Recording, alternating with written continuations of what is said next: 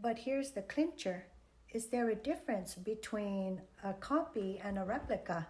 A copy is defined as a reproduction of something, a thing made to be similar or identical to another. And a replica is defined as making an exact copy of or reproducing it.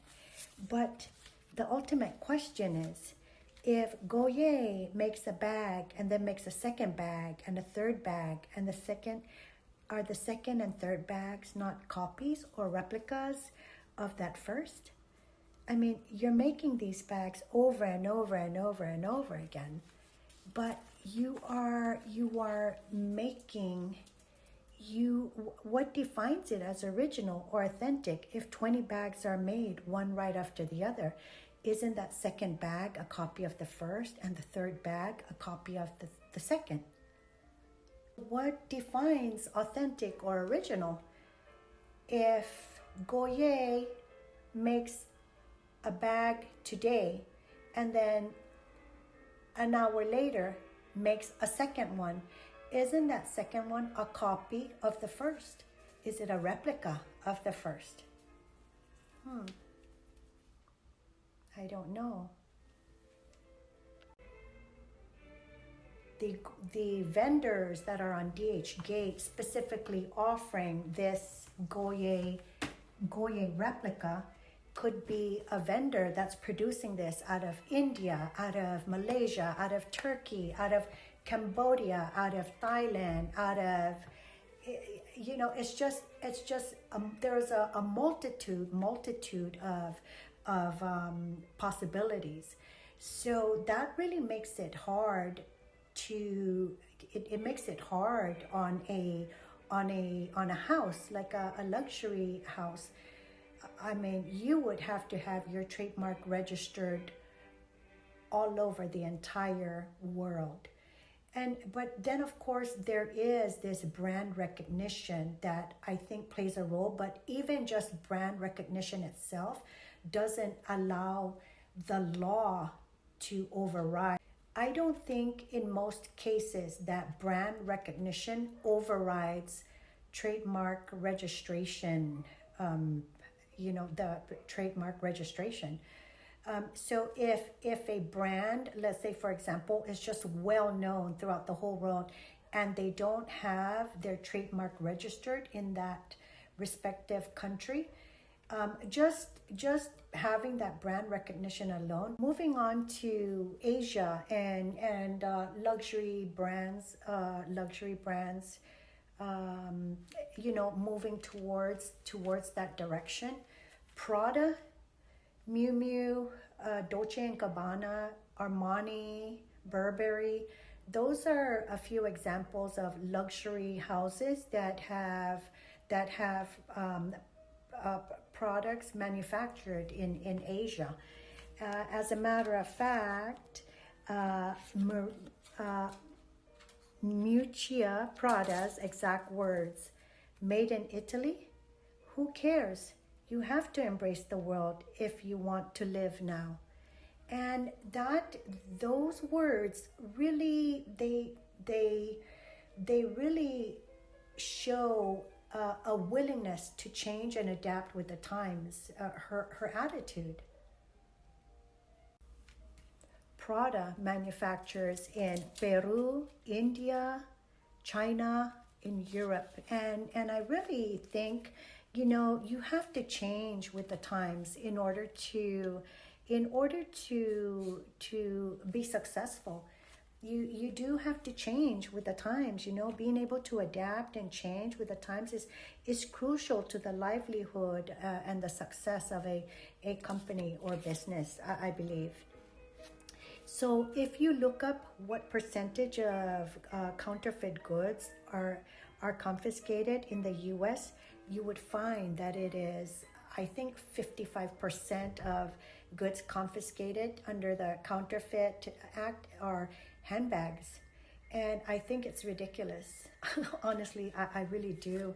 Because I think the concentration and that percentage needs to change towards pharmaceuticals.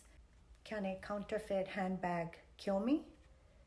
what are the chances of a counterfeit handbag killing me versus pharmaceuticals, that counterfeit pharmaceuticals? I clearly think there needs to be a change in you know, in that in that concentration of where entities need to concentrate or focus on in regards to counterfeit. And I do truly believe that focus needs to be on counterfeit currency, the topmost priority, currency, pharmaceuticals, vehicle parts, airplane parts. All those play a role in endangering and disrupting society. I mean, come on, counterfeit handbags? On a different note, is it possible that, let's say, for example, Chanel could be funding all those vendors on DHgate in an effort to still make profit, but without coming out blatantly about it? I mean, it's a conspiracy, but there's always the chance that these big luxury brands go through those means to kind of make up for their losses. And I mean, how much do you make off of mainstream buying those replicas versus one purchase from, you know, an authenticated product? It's really just a conspiracy theory, clandestine maybe, and there's just a theory. And I'm just, once again, I'm sorry, I'm using Chanel as an example, because I mean, everyone has like a Chanel bag now. So, you know, and maybe what if, in order to you know, recur their losses, and as a strategy, what if Chanel did provide, you know, did have that strategy of having these the product available through vendors such as like DHgate, where it's available to mainstream, and you have thousands and thousands of women purchasing it through DHgate, and kind of like recovering your losses. But you don't want to come out and blatantly say that, because you don't want to elicit, you know, Lastly, I just wanted to touch on the subject of, you know, you hear the stories of like when someone clearly is frustrated because they bought a Chanel purse for $5,000, and while someone else bought a Chanel replica for $58.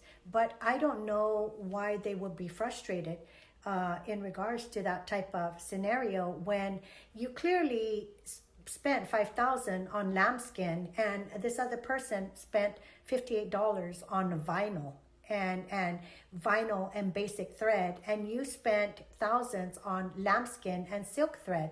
So there's your frustration isn't really justified, because it is justified if you paid $5,000 for lambskin and you paid $5,000 for lambskin and silk thread, and this person paid $58 for vinyl and basic thread. So I don't understand why you would be frustrated. I could clearly understand if you paid $5,000 for lambskin and silk thread, and that person paid $58 for lambskin and silk thread. Then your frustration would be understandable. But other than that, I clearly don't see, you know, how your frustration is justified. You pay for what you get.